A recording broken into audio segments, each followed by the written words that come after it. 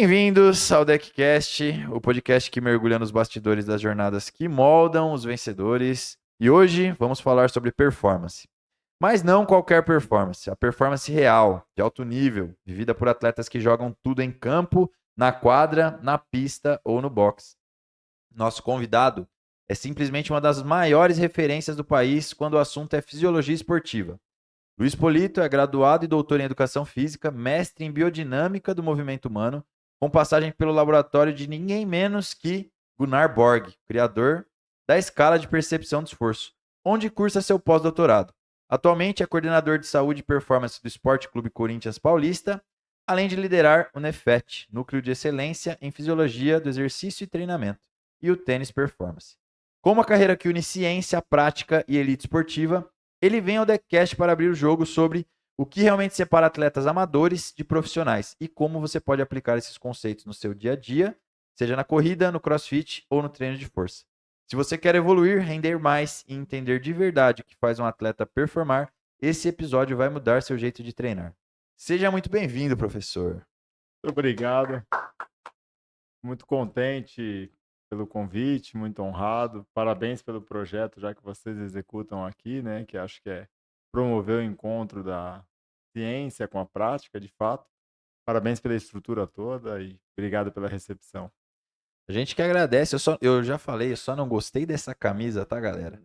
Para um bom palmeirense, eu vou ter que ficar olhando para essa camisa. Eu já gostei, Gui. Eu já gostei. Pois é, mas enfim, professor, eu admiro muito seu trabalho já há muito tempo, né? Que a gente tá sempre no Instagram aí observando e aprendendo, aprendo muito contigo. Eu tenho um programa de treinamento hoje para atletas pelo Brasil afora, que é a 03 Pro, nosso programa de performance tanto para CrossFit quanto Hyrox, e tô sempre observando seus conteúdos.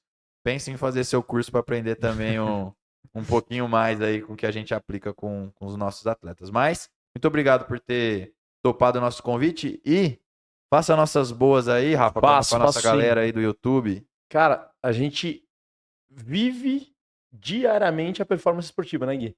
Com certeza. A gente fala, acho que diariamente sobre isso em grupo de WhatsApp, tá? Então, tô bem ansioso aqui para aprender bastante com você hoje. Pô, eu que agradeço. Já que vocês acompanham o conteúdo lá, se eu falar alguma baboseira em algum momento, vocês me falam.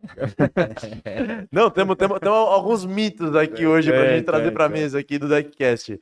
Mas bom, vamos agradecer aqui Rocket Lab, suplementação aqui, que apoia nosso projeto. Tá maravilhoso os produtos da Rocket, você encontra no site, vai ter algum cupom nessa tela com cupom de desconto.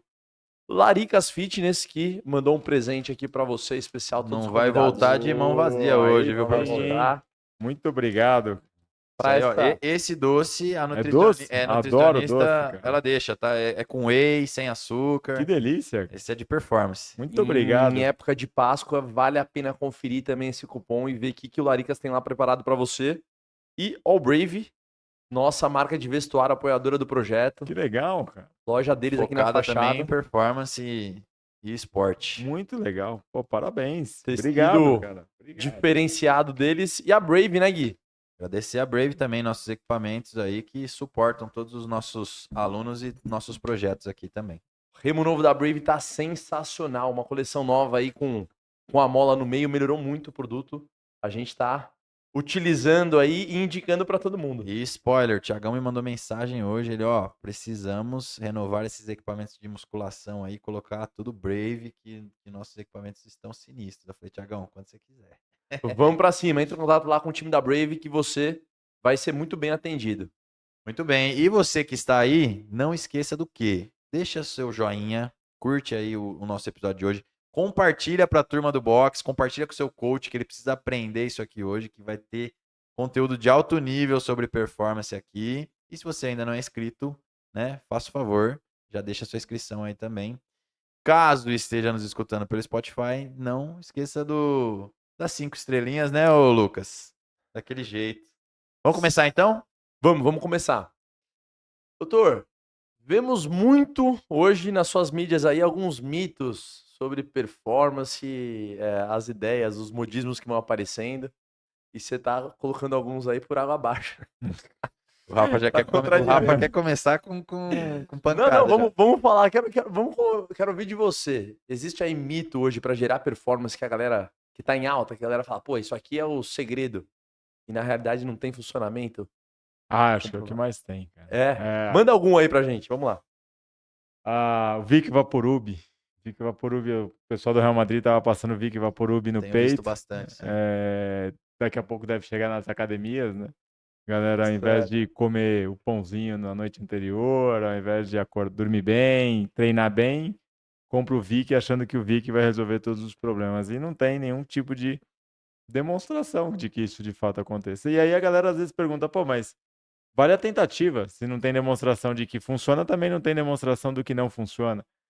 De que não funciona, mas a gente não toma um medicamento para testar sem que a gente isole várias outras variáveis para de fato saber se aquilo funciona, né? Se eu chegar na academia, passar o Vic e casualmente, pô, hoje minha corrida foi legal, eu vou atrelar aquilo numa relação de causa e efeito. Ah, foi legal por causa do Vic, mas tipo, não tem nenhuma lógica isso. Toda segunda-feira a minha corrida é melhor do que na sexta-feira. Porque no final de semana eu acabo comendo mais carboidrato, eu acabo dormindo melhor. Quando chega na segunda, eu falo, nossa, tô com meu VO2 lá em cima. Mas não é isso, é porque eu tô melhor, né, melhor recuperado, comi melhor.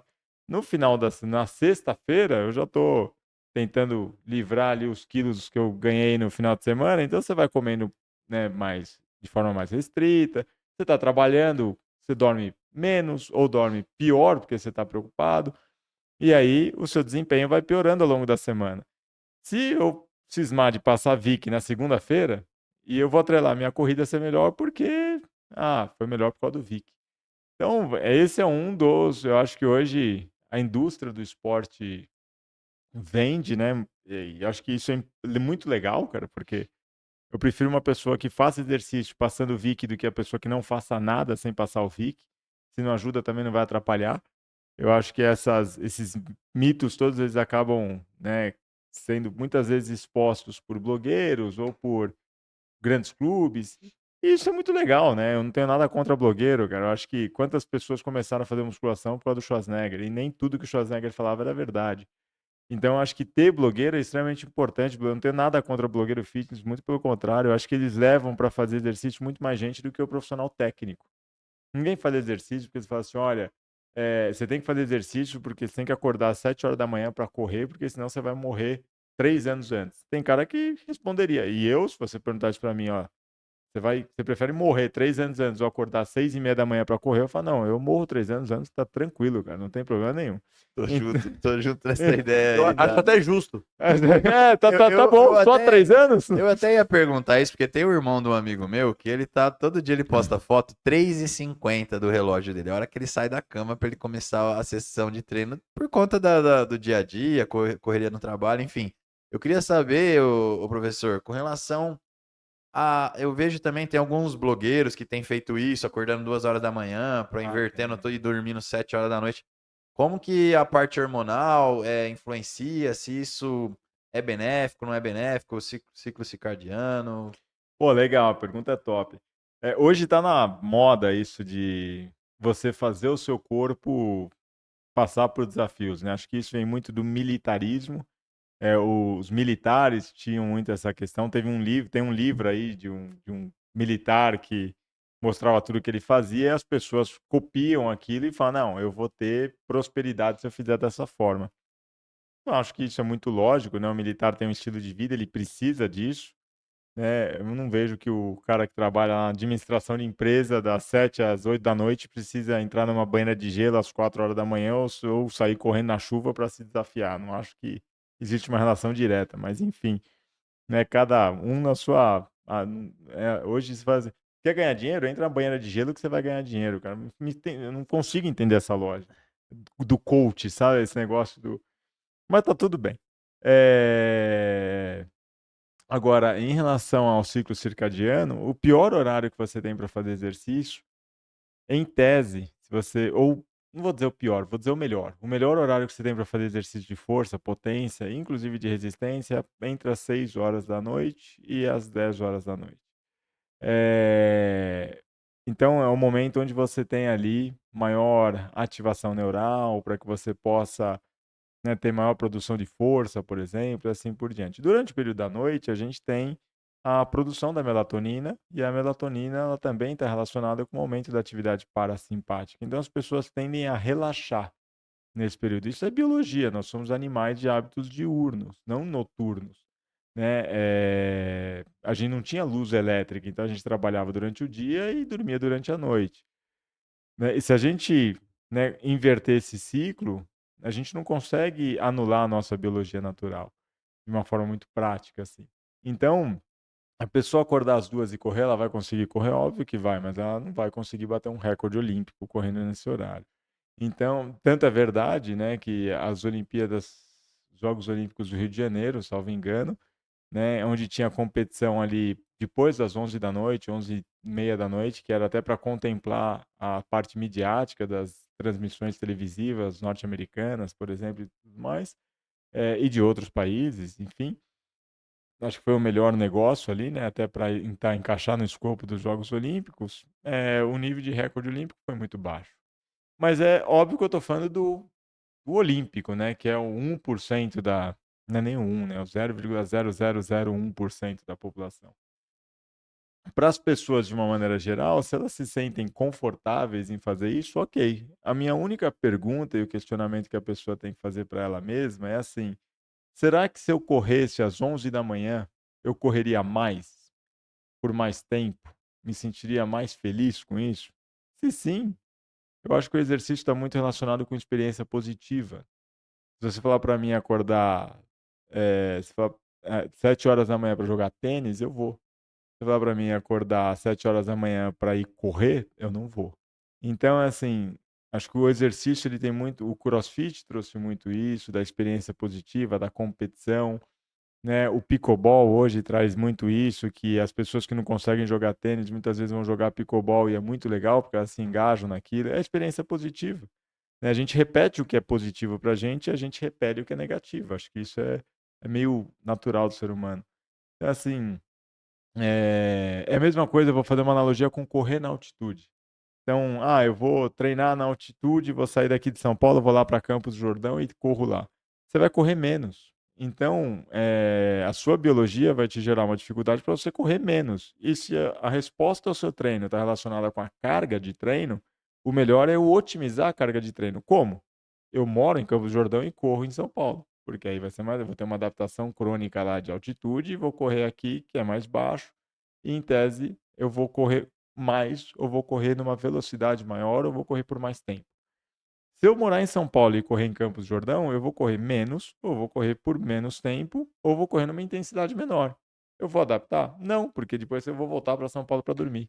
Então não faz o menor sentido, mas é um mito, né, que construiu-se ao redor do, eu preciso fazer meu corpo passar por situações desagradáveis, passar por situações desafiadoras. E o desafiador é colocar 1 quilo a mais na barra, o desafiador é fazer uma repetição a mais, é correr 500 metros a mais ou correr meio quilômetro por hora a mais. Não é acordar, Sobrecarga progressiva, né? é o que É o funciona. princípio. Não é acordar às 3 Mas da a manhã. gente, eu vejo que a gente busca sempre o mirabolante, né? O básico. Eu vi que você já falou, você abriu o podcast falando do carboidrato, né? Que é o que a galera insiste em não fazer, em dormir melhor, né? Em dormir sem preocupação, Acho que controle de estresse. onde pega um pouco é o jogo mental, né? Da pessoa se colocar numa situação que é desconfortável para ela e ela superar aquilo. Então, aí eu acho que faz a autoconfiança Aumentar. aumentar e ela acabar gerando uma performance Mas, por mas, conta eu, da mas, eu, cabeça, não mas por eu vou conta do te corpo. falar, o próprio treino, dependendo do tipo de treino que você tem, ele é uma maneira de você encarar esses desafios e essas dificuldades de frente. Você pega, sei lá, um treino de sprint, vai ter que dar 20 tiros lá enfim. Cara, ali, a hora que passa determinado número ali, é só a cabeça que tá em jogo, né? Pra você manter o ritmo, manter a intensidade. Cara, o treino, na minha visão, me ensinou muito sobre disciplina, sobre garra, sobre tudo, além do que eu aprendi no militarismo também. Então são escolas Próximas. muito próximas, Tanto é né? verdade que o Cooper era do exército americano, né? Era um médico do exército americano e criou o método Cooper, a corrida, né? Tem a história do exercício, ela transita muito com a história do militarismo, O né? burp, Burp foi criado, foi um método para teste físico de militares, né? O Você não sabia, exercício. né? Era uma maneira de testar a performance dos militares, porque ele percebeu lá que a inversão do movimento, pô, o movimento você tá deitado, aí você tá de pé, saltou, e ele conseguia fazer um condicionamento físico rápido ali, um teste de condicionamento para ver o que os soldados conseguiam performar. Então, Legal, não sabia disso, não. o Royal Burp Royal Burp. é o nome do. Americano? Não. Ele era, se eu não me engano, americano e testava isso no exército lá. Foi uma necessidade que eles tinham e aí nasceu o Burp. Então, muitas coisas, né? A própria força, né? Construir soldados fortes para a Segunda Guerra Mundial acabou embasando muito do treinamento de força, né? O que é? Primeiro, o condicionamento físico era correr 12 minutos, 2.400 metros em 12 minutos. É, Em um outro momento da história, o condicionamento físico era ser forte porque tinha guerra, então precisava construir soldados fortes. Então, a gente sempre tenta colocar o condicionamento físico em uma única variável, e isso acabou tendo contextos históricos diferentes. O endurance com o Cooper, a força com a Segunda Guerra, e hoje talvez o que a gente enxerga é esse condicionamento físico de uma maneira mais global, né? Legal, depois eu vou perguntar algumas coisas sobre isso com relação ao CrossFit, que eu gosto muito do modelo da CrossFit. Mas, uma dúvida aqui, ó. Existe algum ponto de partida universal para quem quer render mais? Existe o básico. Eu acho que é comer bem, treinar bem, dormir bem. Não tem nada que a ciência prove que seja superior a isso. Né, se eu quero performar, eu não posso fazer dieta de restrição de carboidrato. Se eu quero ter desempenho, eu tenho que focar no exercício. Não dá para treinar enquanto eu mando WhatsApp. E também não dá para dormir 3 horas por noite ou dormir 7 horas acordando a cada meia hora. Então, assim, qualquer outra coisa que eu for realizar vai ser meio que coadjuvante dentro de um processo onde o protagonista é o sono, alimentação e treino. Se eu tiver com algum problema relacionado a isso, então, não adianta eu ficar fazendo frufru se eu se eu não resolver isso. Não Se eu não adianta estiver tomar dormindo bem, creatina, não adianta tomar whey, não adianta passar o Vic no peito, entrar na banheira de gelo, fazer a meditação às 4 da manhã, não adianta nada. O que vai adiantar, de fato, é o cara. e desses três, teria o rei? Se eu fosse falar em performance? A alimentação e o treino. Agora, se você quiser estratificar ainda mais, eu colocaria o treino por uma questão Eu ia até de chegar, viés, eu né? ia até chegar aí. Vamos considerar um cenário onde o sono tá bacana, a alimentação, beleza? Vamos falar de treino agora. Treinar forte, treinar certo, overtraining, até onde o cara deve se doar lá pro treinamento. Como Pô, que a gente legal, cara, visualiza pergunta. essa Eu acho cena? que eu treinei na minha vida mais de uns 4, 5 mil atletas de alto rendimento. Eu nunca vi overtraining. O overtraining ele foi um conceito criado que hoje ele dá lugar para um conceito que me parece muito mais coerente, que é o conceito da síndrome da deficiência de energia, alguma coisa assim, síndrome da deficiência crônica de energia. Eu vou lembrar daqui a pouquinho, Seriam mas os os REDs, né? reds, Os né? REDs. Isso. A síndrome da deficiência É. crônica de energia. Que antigamente começou muito a ser estudado. Na verdade, o conceito de REDs ele veio para substituir a tríade da mulher atleta, e de hoje a gente sabe que REDs existe também em atletas do sexo masculino. Então, assim, e o REDS, ele também está relacionado com sono, com alimentação, com estresse, com fadiga, Vou dar um exemplo. Tinha um atleta, o cara não tinha, né, a gente percebe lá que a percepção de esforço dele para aquele mesmo treino está sempre aumentando, o estresse do cara todo dia está alto, a fadiga do cara todo dia está alta, a recuperação todo dia está baixa. O relato do treinador dele é de que ele está performando de uma forma inferior.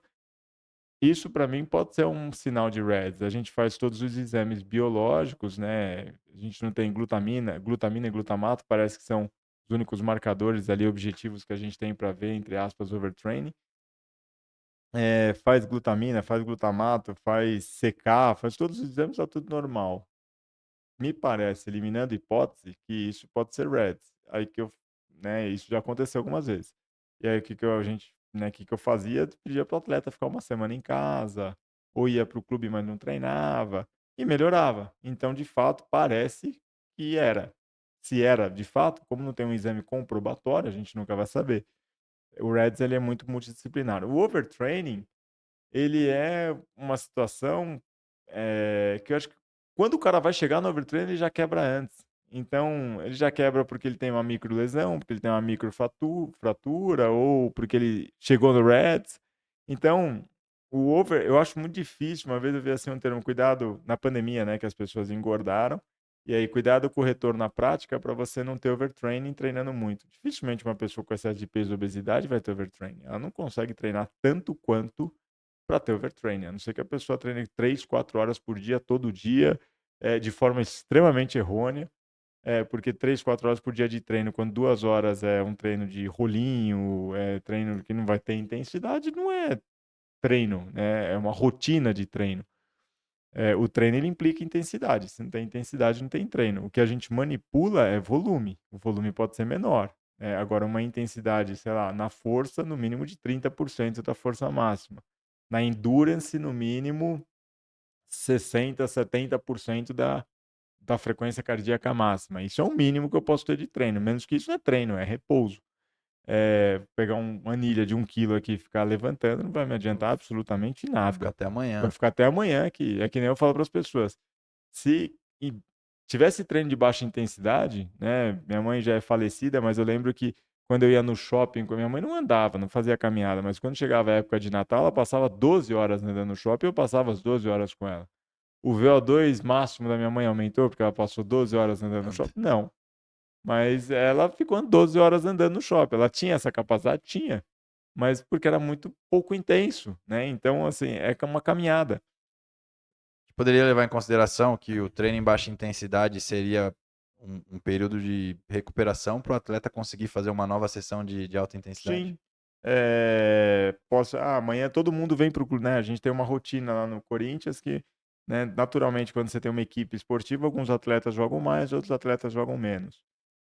A gente descobriu pela ciência, isso não fui eu, né? Eu não faço nada, eu só copio o que a ciência mostra, e a ciência mostrou que tem menos lesão quando quem jogou menos no dia seguinte treina para equalizar a carga com quem jogou mais no dia anterior.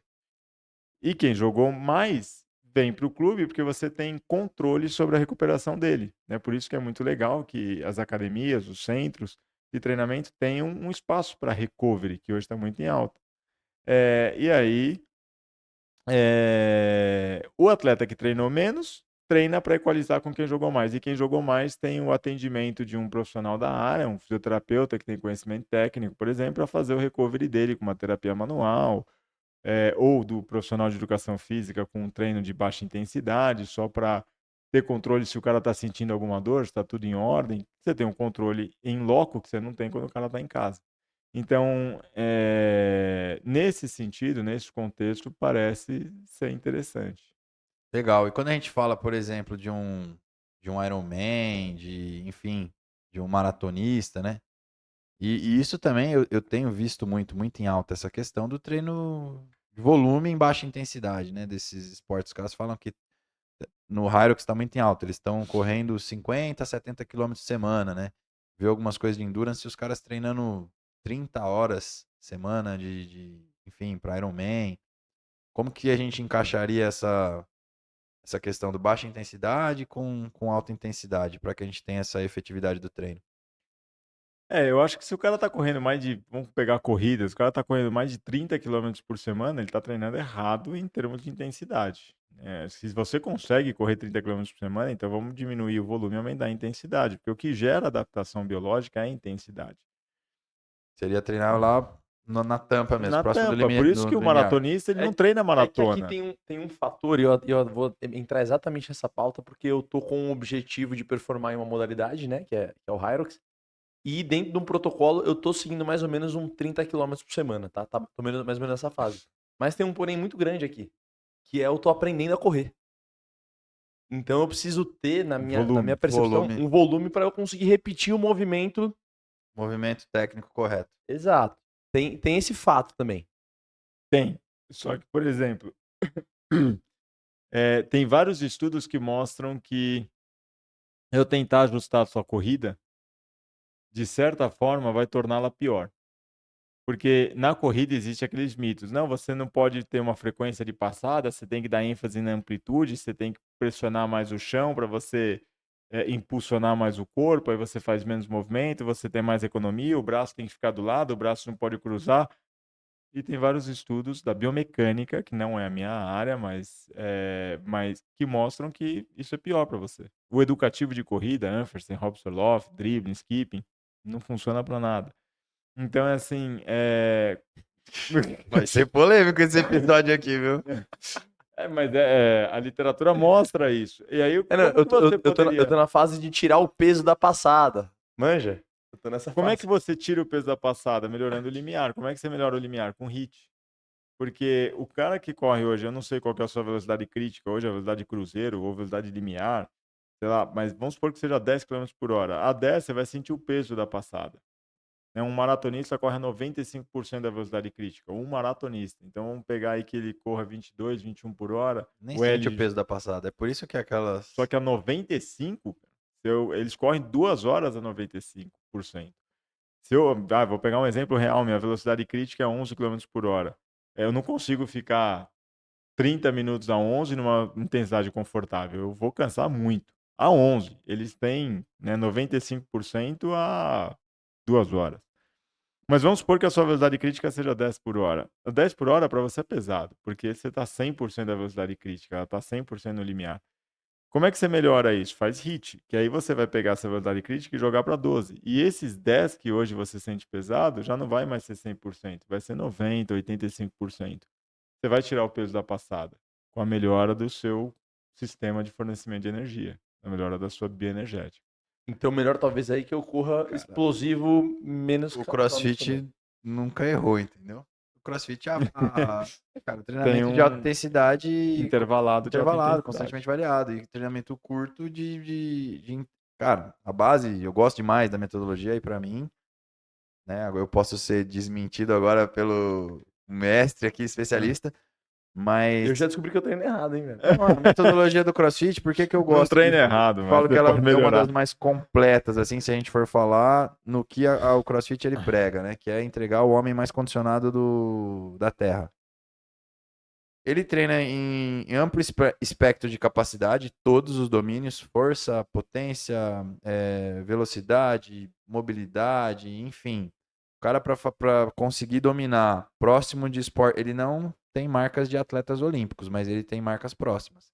Em todas essas, ele rema próximo de um remador olímpico, ele faz levantamento de peso próximo de um levantador olímpico, ele tem ginástica, óbvio que a ginástica é o ponto mais fraco, porque é muito específico, né, o que os atletas olímpicos fazem de movimentos de argola, mas mantém ainda assim boa ginástica, mantém um bom endurance e, e com todo esse espectro de todas essas capacidades que são treinadas, realmente, se a gente colocar hoje um cara que faz CrossFit, e eu já testei isso por diversas vezes, com qualquer outro cara do esporte, em um teste amplo de fitness, onde o cara tem que correr, remar, levantar peso, tudo, no fim das contas, o CrossFit, na somatória de todas as pontuações, ele vai acabar se dando muito bem, porque ele domina. Ele pode não ter todas na excelência, mas ele tem todas muito bem. Então, e a base do treinamento é isso: são treinos curtos de intensidade. Então, você acaba Vou falar uma entregando. coisa que você vai gostar agora.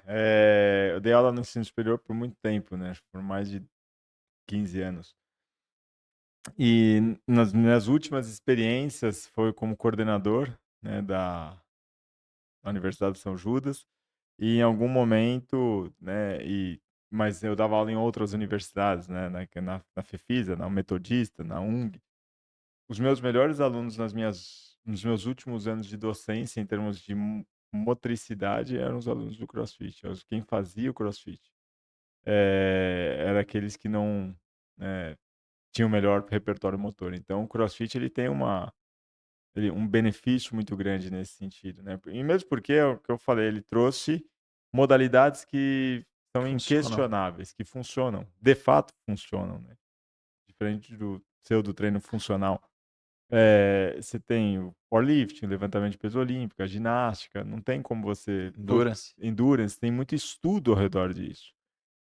Um agachamento, tem muito estudo ao redor de um agachamento, de um terra, de um uma argola, enfim. Então, de fato, juntou ali. Óbvio que existem maus profissionais, controlam mal a carga, ensinam de forma pliometria, por exemplo, no CrossFit. É um perigo muito grande quando você tem um mau profissional ensinando, porque pliometria, você precisa de um ano para estudar pliometria, não é só colocar o caixote e salto. Mas isso não é o CrossFit, isso não é o boxe, isso é o profissional que está lá. Como tem no futebol, como tem na corrida, como tem na musculação, como tem em qualquer lugar. Sensacional. Vamos. Antes de jogar aqui pra boa e velha musculação, vamos. Até uma resposta que eu já tive aqui, já tomei meu toco, mas agora vamos fazer ela para um corte. Dá pra correr melhor sem correr mais? Por volume, Correr melhor. Dá para correr melhor sem correr mais? sem correr mais em distância, volume, dá, isso. mas com mais intensidade, não. Tô falando de Para distância. correr melhor, não, dá. Dá. Dá. Não vou ser o Forrest Gump.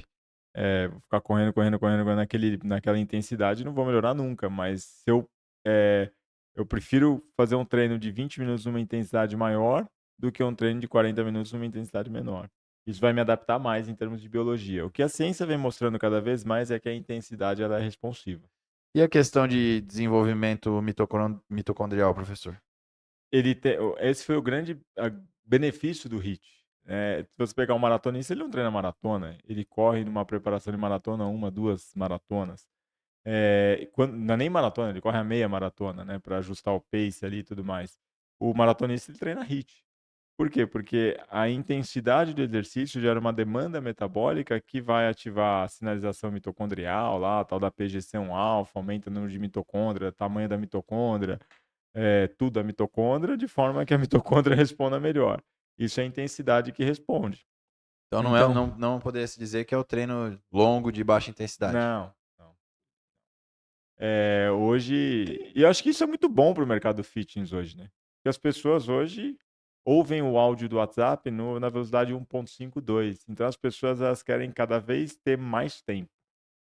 Descobriu-se que quando eu treino com menos tempo e com mais intensidade, eu posso ter mais adaptação. Isso é diferente de um programa de emagrecimento, por exemplo. O emagrecimento vai depender de outras coisas. Você pegar meia hora de musculação para emagrecer e nada é a mesma coisa. Mas pensando em adaptação, pô, é muito legal eu Pensando em treinar performance, menos. né? Performance, eu treinar Performance. menos e ganhar mais. Menos, nem sempre mais é melhor, né? Então Nem tá sempre mais é melhor. respondido. Tá respondido. Às vezes menos é mais, como diria o grupo de pagode lá, né? Agora então deve ter um monte de atleta aí que treina Cara, mais volume Eu vou te falar, eu do que os entreguei campeões, né? com a Fênix Force aqui, né? Que era o nosso projeto de performance antes desse atual que a gente está agora. Eu entreguei classificação para todo mundo que treinou, treinando 1 hora por dia, onde diversos atletas estavam fazendo 4, 5 horas aí. Só que o nosso treino de 1 hora era Treino, né? cabuloso. E todo mundo classificou pro brasileiro. Então, assim, tava seus tava resultados- comprovado, entendeu? A gente não precisava treinar 4 horas. Ninguém fazia endurance de. Então, pra Não você tem que tempo gosta pra isso. de treino volumoso, Cadu, ó, a turma tá te passando esse recado. Se você gosta de treino volumoso, bota o pé no freio, treina Cara, mas aí, sabe o que é, professor? intensidade. O Cadu muito- aí tem uma vantagem, ele pode comer mais petit gâteau que o cara que treina menos intenso. Agora, o que pega muito? É um pouco pessoal também, de gosto pessoal. De gostar mesmo. Tipo assim, pô, eu gosto muito de fazer isso aqui. Eu Sim. quero ficar grande parte do meu dia Sim, treinando. Só que esse atleta, ele não vai conseguir ficar em alta não intensidade vai. 4, 5 horas no dia. E qual que é a maneira de ele ficar em movimento? Porque ele se sente bem com isso. É a baixa Baixa intensidade. intensidade. Aí eu acho que é muito legal, porque entra numa questão pessoal. Agora, eu usei o exemplo da corrida, mas se a gente utilizar até para movimentos do CrossFit que exige um pensamento para você executar e ter uma produtividade lá no movimento, né? Você ser mais. Ter a técnica no movimento, vamos falar em ginástica aqui. O volume do treino ele gera performance nesse sentido de você saber fazer melhor o movimento, né? Sem dúvida. Você treinar, gastar menos energia para fazer o mesmo movimento. Sim. Parte técnica, né? Mas Total. essa é uma parte da programação que é a parte técnica e tática, que isso entrega performance por um outro motivo que não é efetivamente é a adaptação fisiológica, né? Mas tem.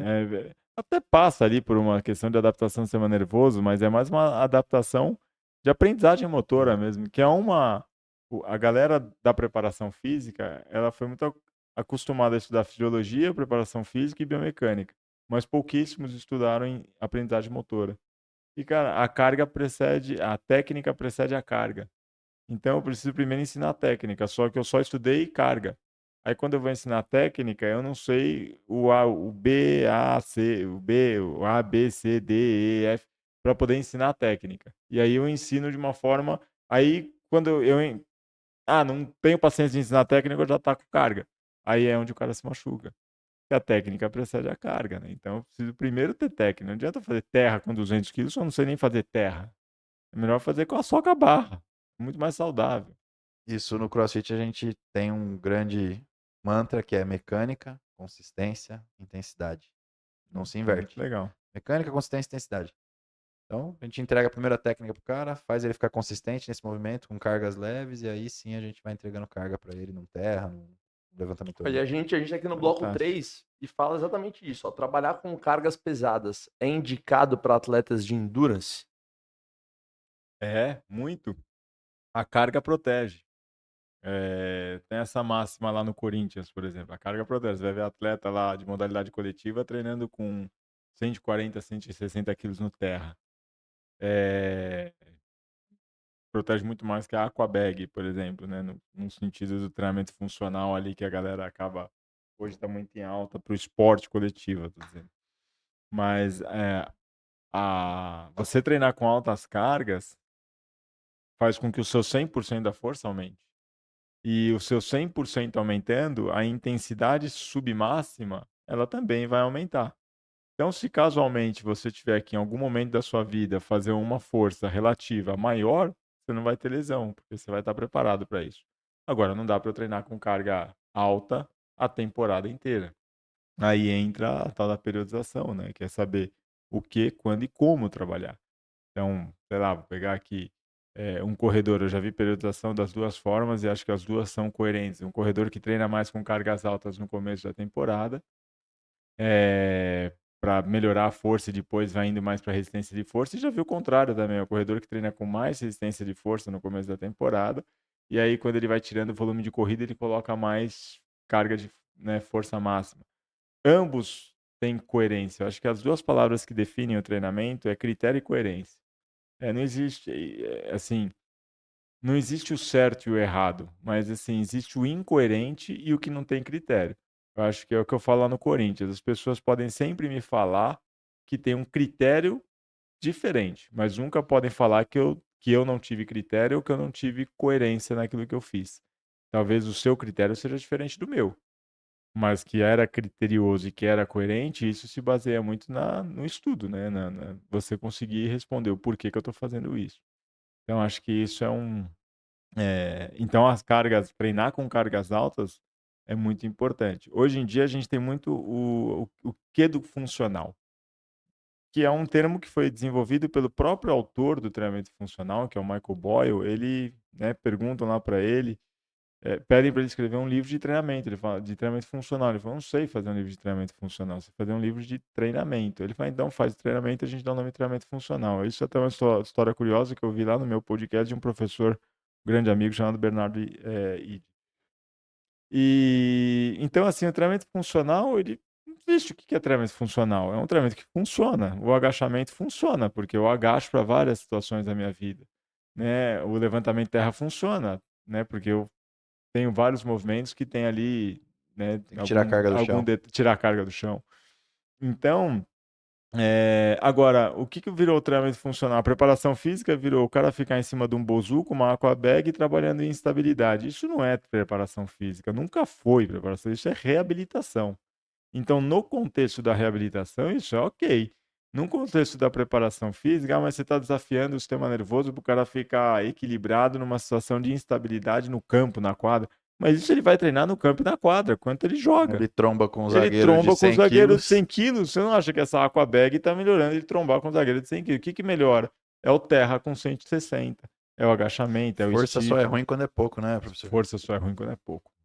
Eu acho que falta isso um pouco para a preparação física hoje, de uma maneira geral, né? As pessoas entenderem que essa máxima de, vou ter que treinar força com baixo volume, com baixa intensidade. Cara, trabalhar com carga nunca lesionou ninguém.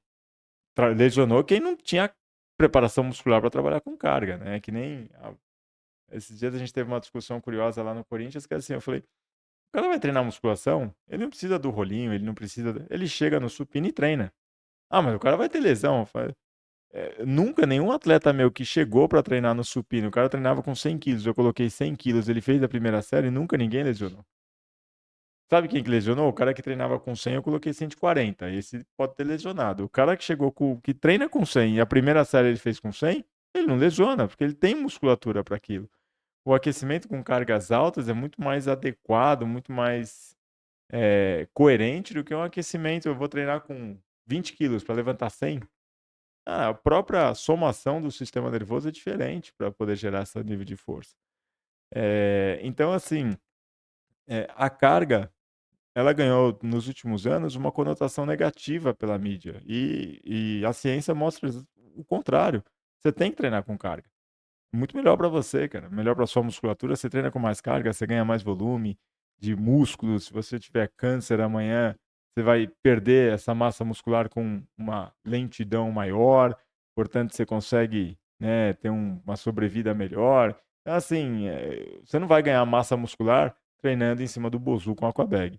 Então, acho que assim, é isso que precisa ficar claro para as pessoas hoje. Falei sobre isso nos meus stories hoje, professor, porque passei pelo TAF hoje, né, da polícia, e eu tava 2 anos sem correr, né? Fiz 2 cirurgias nos joelhos, estourei menisco, enfim.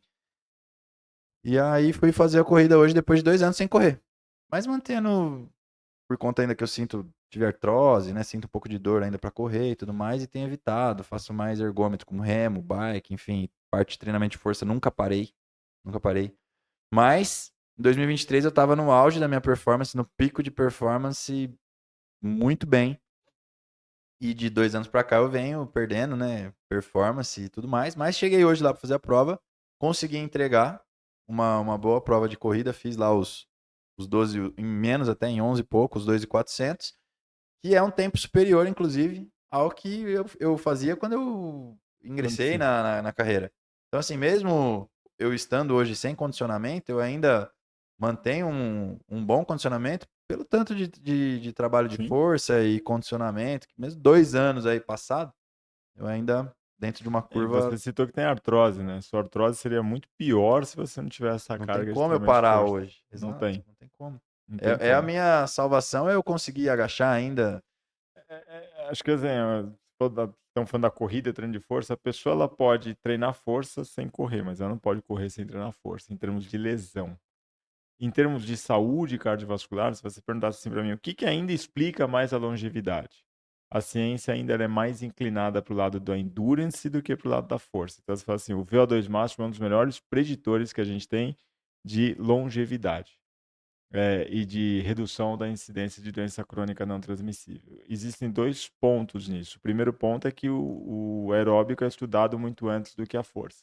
Então, talvez o aeróbico começou a ser estudado mais em massa com o Kenneth Cooper, na década de 50, 60, e a força vem depois ali com o Verkhoshansky, década de 80, 90. Então a gente está falando de uma diferença de 40 anos de estudo de um para o outro. Então talvez no futuro eu vou, né, se eu estiver vivo ainda e estiver trabalhando na área ainda, eu vou estar aqui falando, não, o aeróbico e a força, ambos são tão importantes quanto para talvez a ciência encontre essa resposta. Hoje ainda é o VO2 máximo. Mas tem um outro lado, você não consegue correr sem treinar força. Então, assim, como é que você aumenta o VO2 máximo sem treinar musculação, sem treinar membros inferiores? Você vai ter condromalácia, síndrome patelofemoral, vai ter artrose, vai doer o joelho e vai parar de correr. Então, não tem como você fazer qualquer tipo de exercício sem que você tenha um treinamento de força adequado. Eu vi até que em algum dos, não sei se foi hoje, você colocou sobre o VO2 que ele é mais preditivo de saúde do que de performance, né? Porque tem vários relatos, eu não vou lembrar agora o nome dos atletas, mas no meu tempo livre eu gosto de ficar pesquisando umas coisas que às vezes a gente fica muito no artigo e o blog do treinamento vai dar uma resposta pra gente mais legal, mais curiosa, assim. Atletas que tiveram VO2 menor. Então, por exemplo, você tem um VO2 de 70, eu tenho de 60, mas eu fui primeiro, você foi terceiro colocado. Isso tem vários relatos até olímpicos, assim, que eu consegui encontrar uns dados olímpicos.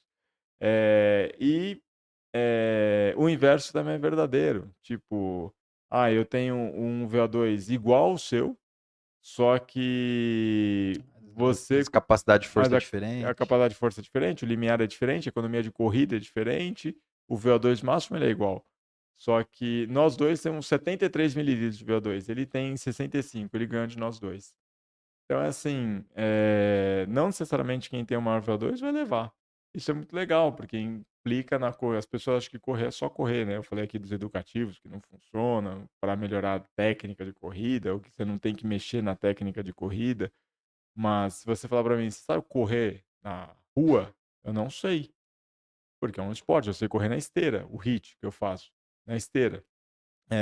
Eu faço mais pro meu condicionamento pro tênis, mas eu não sei correr na rua, porque eu não sei controlar meu ritmo direito. Então, eu canso rápido, porque eu não sei ajustar meu pace. Ajustar o pace é difícil. Então, talvez o volume que você esteja falando seja interessante para você aprender a ajustar o seu pace, aprender a lidar com a fadiga, aprender a conhecer o seu corpo. Isso é legal. Só talvez não seja legal ou coerente para falar assim, vou mudar minha mecânica. Você tem uma mecânica de corrida? Não sei quantos anos você tem, desculpa. E eu 33. Você tem 33 anos de uma mecânica. Você não vai mudar isso em 3 meses.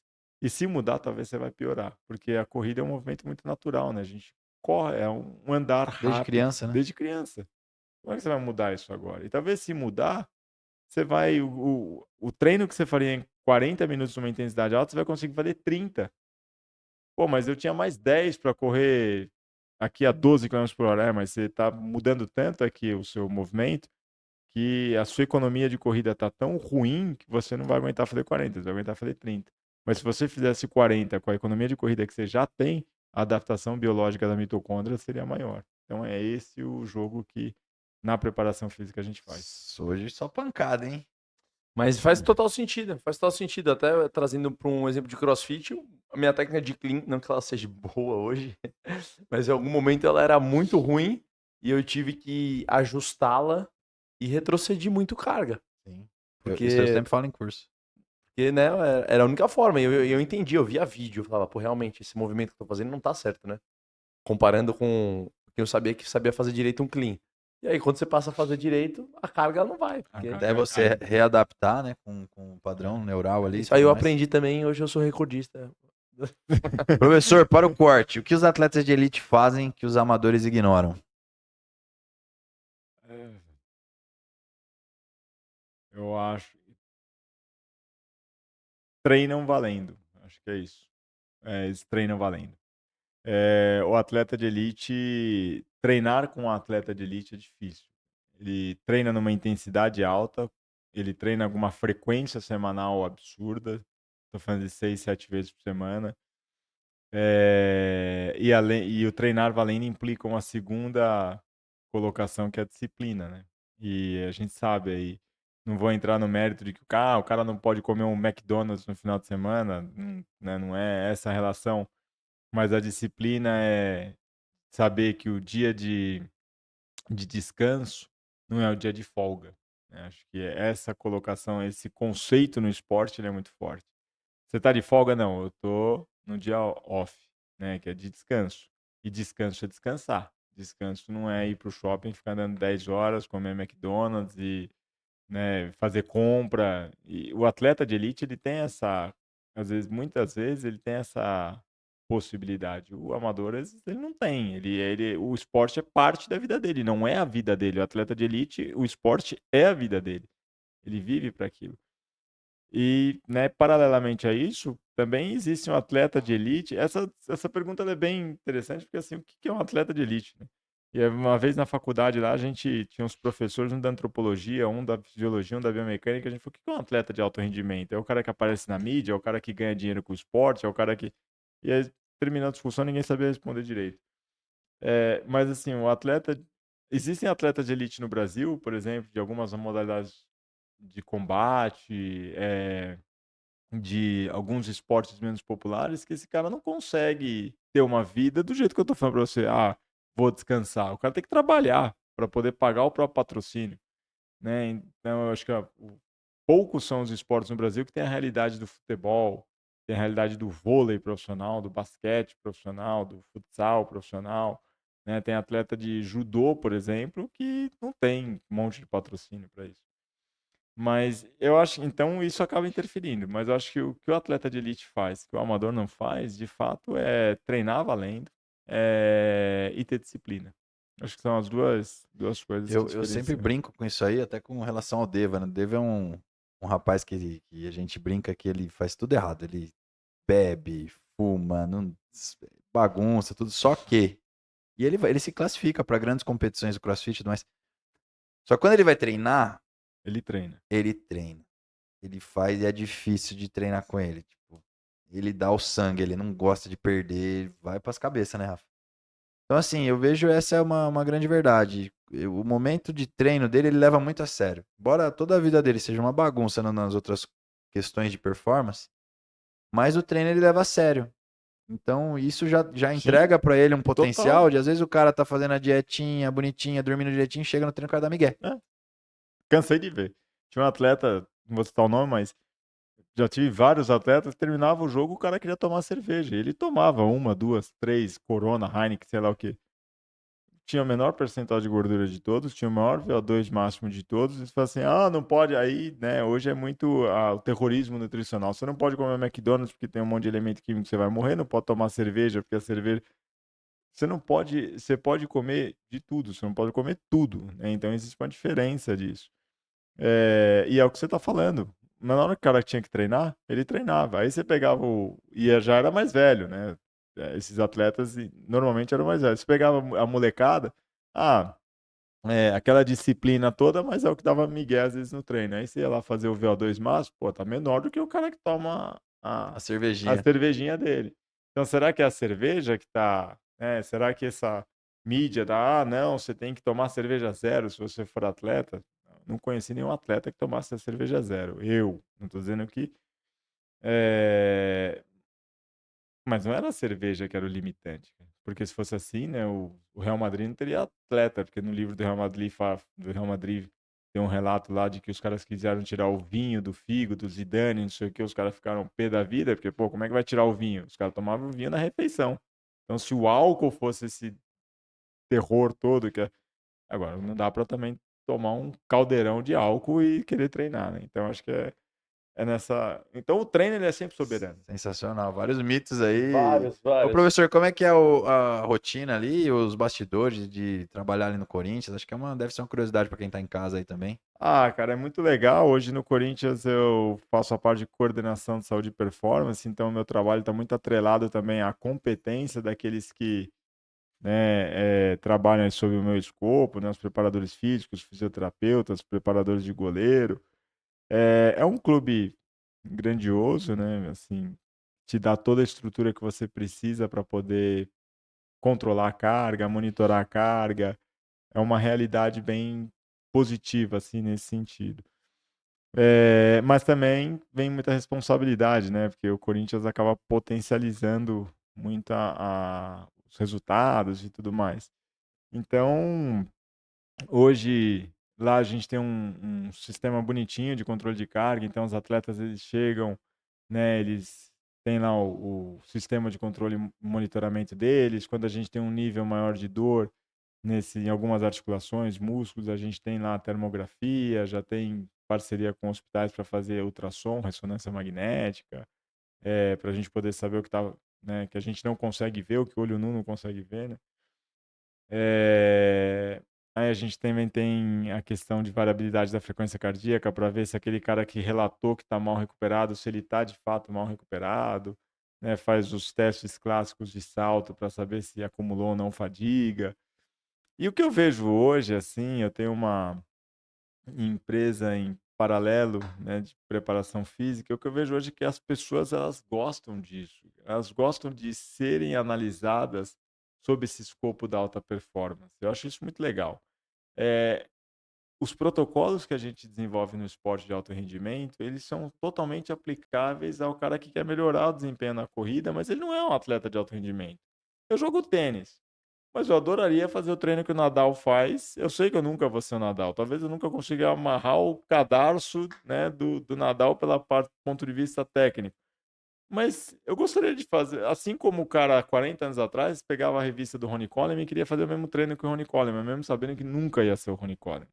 Então eu acho que hoje as pessoas elas gostam dessa seriedade na preparação física. E eu acho que isso é uma configuração de entrega de serviço diferente do que a gente tinha do personal, que vai lá, passa o exercício, né, controla lá o número de séries, ok, tchau. Eu acho que hoje o esporte ele está muito em alta na vida das pessoas, mesmo que de forma não competitiva.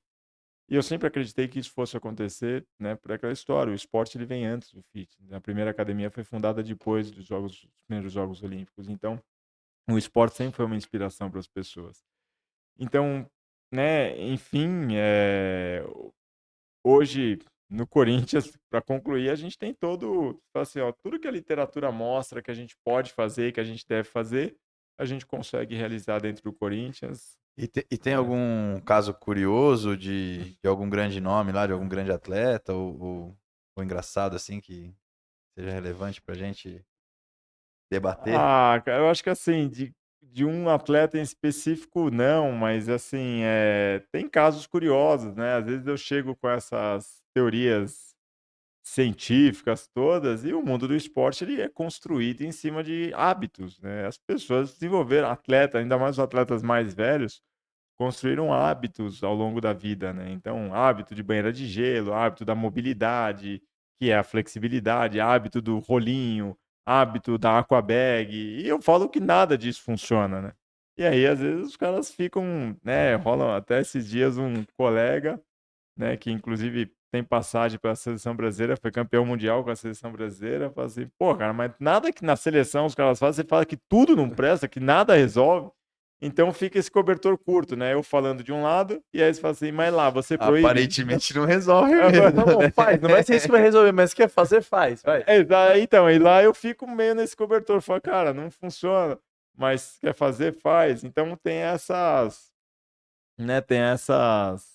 E o futebol do Corinthians pô, obviamente que esporte nacional mais praticado. Tem uma.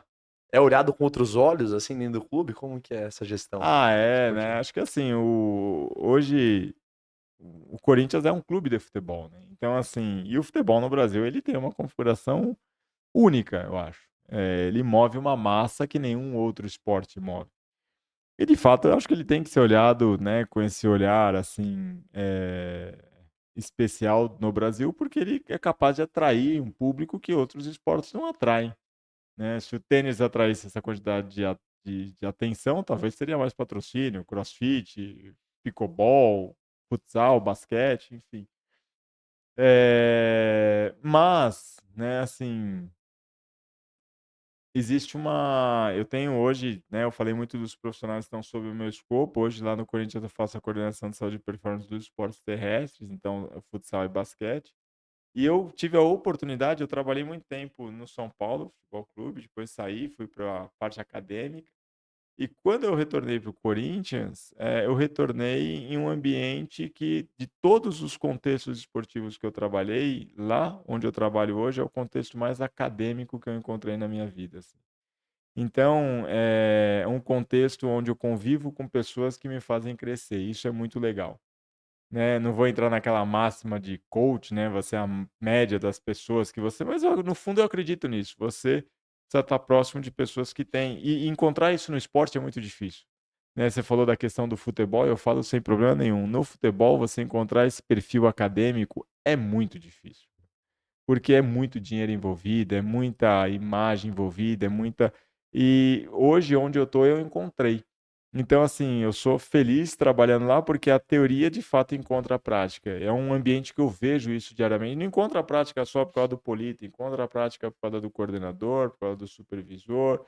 Né? Existe um pensamento acadêmico na toda a cadeia que está por volta do diretor, toda a cadeia que está por volta ali dos esportes terrestres. Então, eu acho isso Sensacional. muito Se um legal. dia eu puder, eu já joguei lá pela polícia, a gente jogou na quadrinha lá um futsal lá uma vez. Meu Deus do céu. Deve ter sido no mini ginásio, né? É no mini lá, tem um É, tem símbolo do Corinthians no meio, assim, lá na. eu acho que ou foi no mini ginásio. Se tem o símbolo do Corinthians, foi no ginásio principal, no Vladimir Marques. A gente é brabo, tá Você vendo? você tem algum, Eu jogo você muito, tem cara. alguma, Você precisa você ver tem eu alguma jogando bola. filmagem Tenho desse duas dia? pernas esquerdas. Você tem alguma filmagem desse dia? Não, é melhor não. Não, direto a Eu gente só tenho a recebe lá. foto, pra Direto não eu ter vejo. problema. Polito, exímio piloto como jogador de futebol, viu?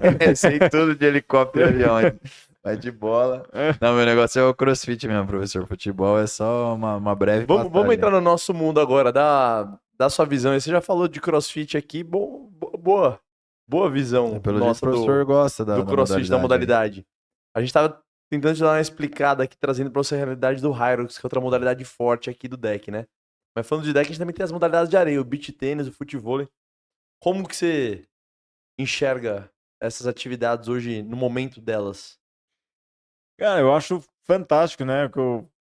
Eu penso que o exercício mudou, né? Antigamente a pessoa que queria fazer exercício só tinha duas opções, ou ela corria ou ela ia para musculação. E tem pessoa que odeia musculação e tem gente que odeia correr. E houve uma democratização da prática esportiva. Então, por exemplo, a pessoa que, né, não conseguia jogar, passar 10 anos para aprender a dar um saque no tênis, hoje ela tem o pickleball, tem o beach tênis. E eu não estou dizendo que são modalidades, porque parece que está dizendo, tem aquela máxima, né? Não foi conseguir jogar tênis, foi jogar pickleball. Não, cara, é uma outra modalidade que a pessoa se encaixou melhor e está tudo bem, é excelente. Né? O CrossFit, ele trouxe algo que a musculação não tinha. A competição, né? Os treinos que variavam, mas dentro de um conceito, porque também ficar variando treino toda hora sem ter conceito não é legal. Né? Os treinos variavam, mas tinham variação, mas dentro de um conceito X. Trouxe o coletivo para a aula que na musculação não tem. Né? Então, e ganhou um espaço.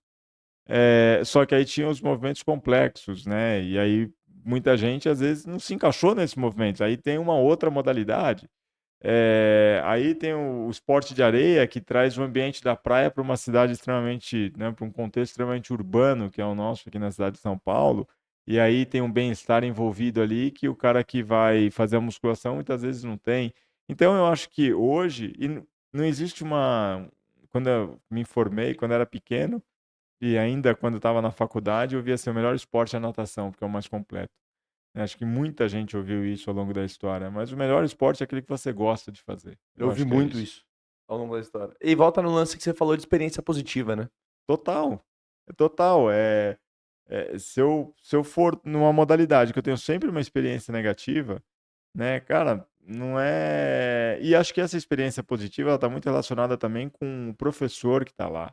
Né? Às vezes a gente fica aquele negócio, a gente saiu daquele no pain, no gain, tipo, você precisa daquele regime, muitas vezes extremamente, eh, vou colocar entre aspas aqui, né, mas do professor dentro da sala de musculação querer fazer com que a pessoa treinasse como um atleta de alto rendimento, eu acho que é interessante ter os conceitos do alto rendimento, mas o trato é diferente, né? Vou dar um exemplo muito básico que eu falo lá na minha empresa.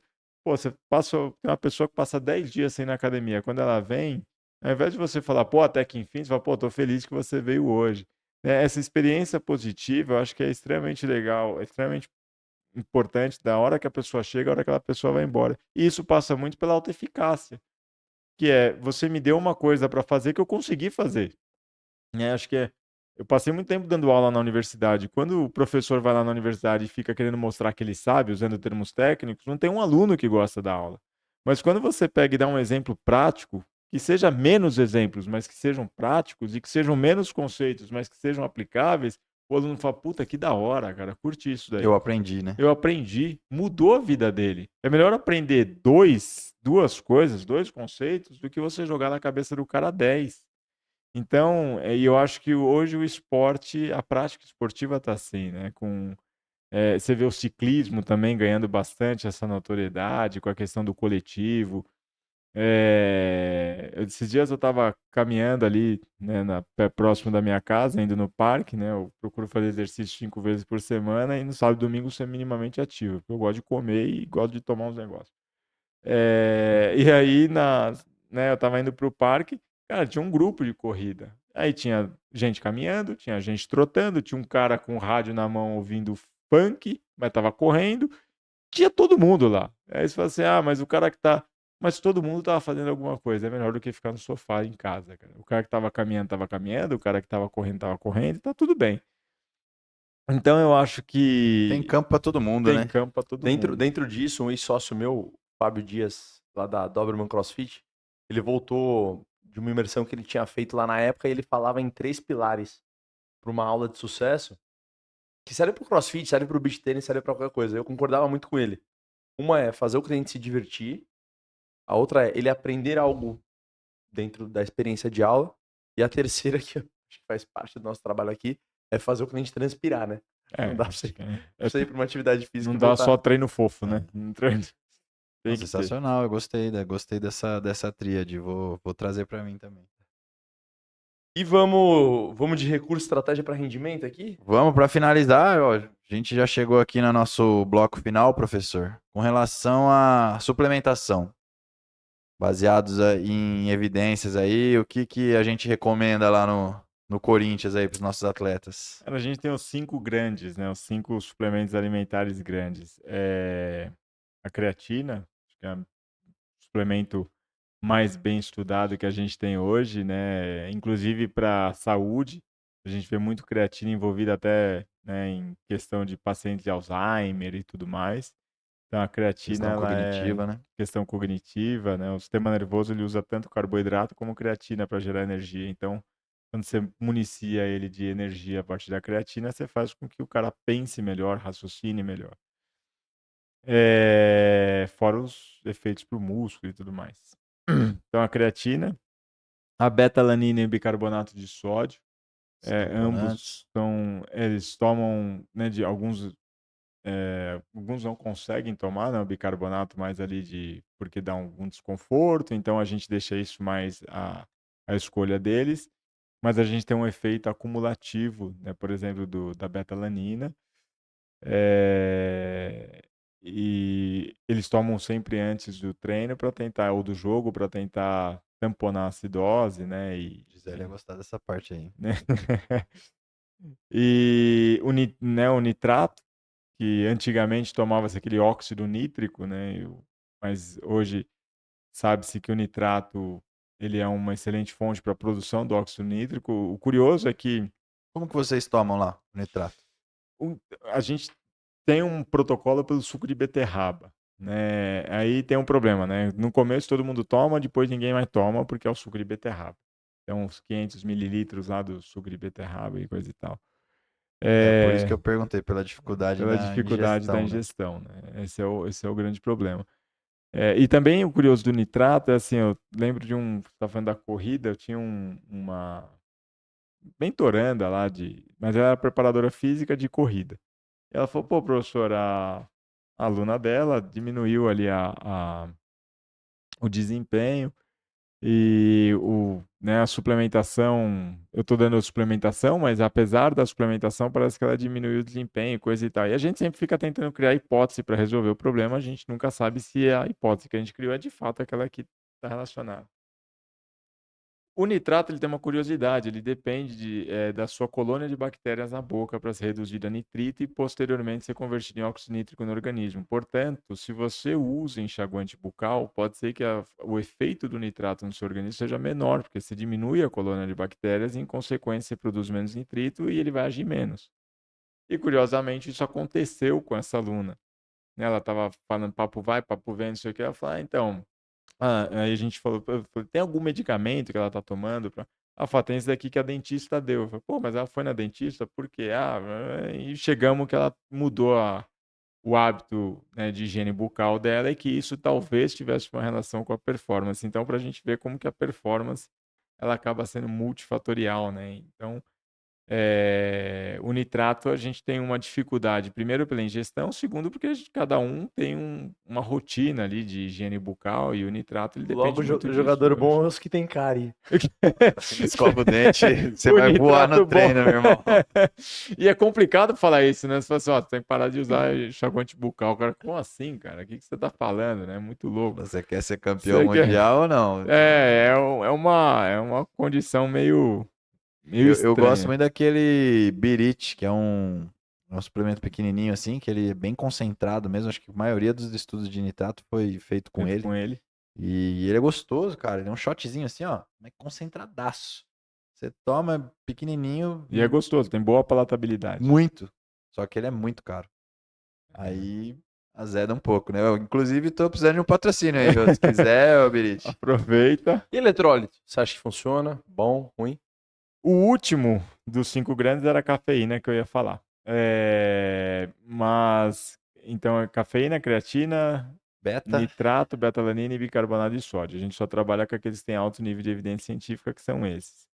BCAA, ômega 3, essas coisas a gente não usa muito lá.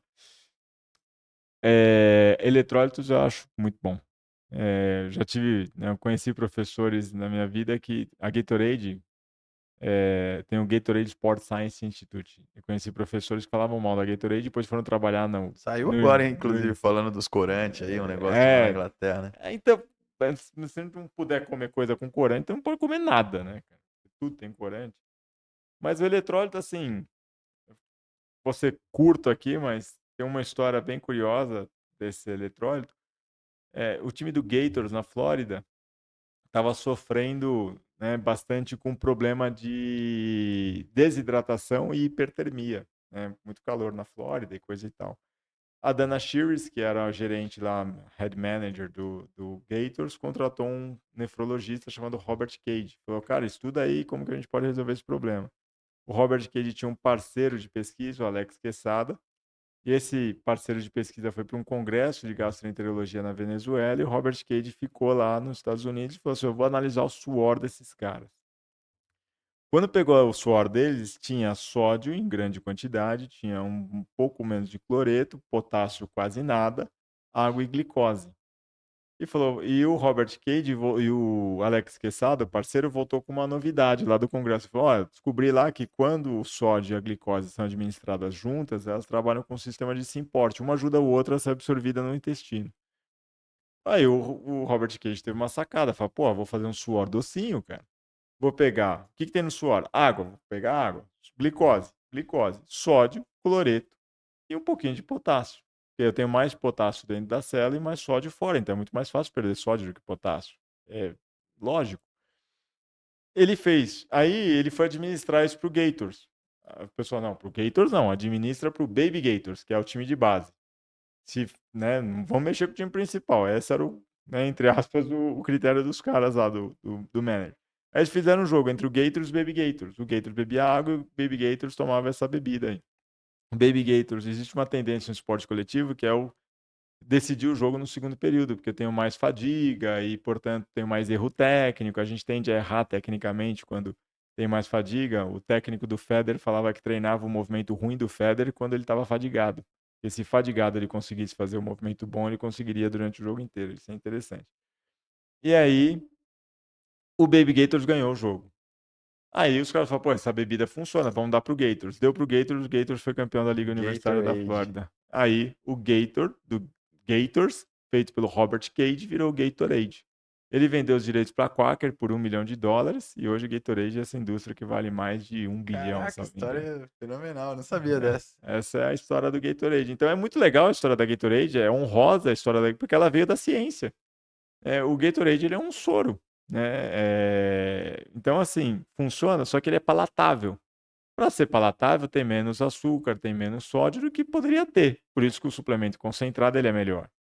Né? Só que, assim, é um repositor fantástico. Tem uma base científica, né? Tem uma Funciona. base científica, lógico Pra que tem. gente fechar, recuperação, tem um melhor método, já que a banheira de gelo só Ah, serve pro coach? tem 4 grandes. Assim como tem os 5 grandes suplementos, tem os 4 grandes da recuperação. Primeiro é comer, né, e bastante carboidrato, especialmente pós o exercício, né, para recuperar Anota aí, o hein, Rafa. glicogênio. Uhum. O segundo é hidratar-se, né, então está relacionado com o primeiro, mas é a ingestão alimentar, a hidratação. O terceiro é o descanso, e o descanso não necessariamente o sono, é o descanso divertido ali, o Netflix, né, o bem-estar social ali, a cara. E o quarto é o sono. É isso que funciona. né? Não existe nenhuma evidência científica de algo que seja superior. Nem a Pistolinha crioterapia, nem a pistolinha, nem a crioterapia do Rolinho. LeBron James, nem a imersão de água fria de todos os atletas do mundo, nem o rolinho de liberação miofascial, mesmo porque a face é grossa pra cacete. Quem estudou anatomia lá no cadáver, lembra que a face é um tecido muito grosso, não é aquele rolinho de EVA que vai conseguir alongar a face. Nem, deixa eu ver, sei lá. Treina, come, dorme, descansa e Treina, vai come, pro pau. dorme, exato. É isso. Professor, foi sensacional. Aprendi demais aqui. Tô muito contente com... Foi uma aula de pós-graduação aqui, ô Rafa. Polito, foi um da hora o personal. episódio, hein? Pô, Muito bom, obrigado, Como é que a cara. gente te encontra na rede social, pra quem ainda não te segue? Cara, é @profpolito.nefet. É isso aí, galera aqui. Tem curso pra divulgar pra galera aí?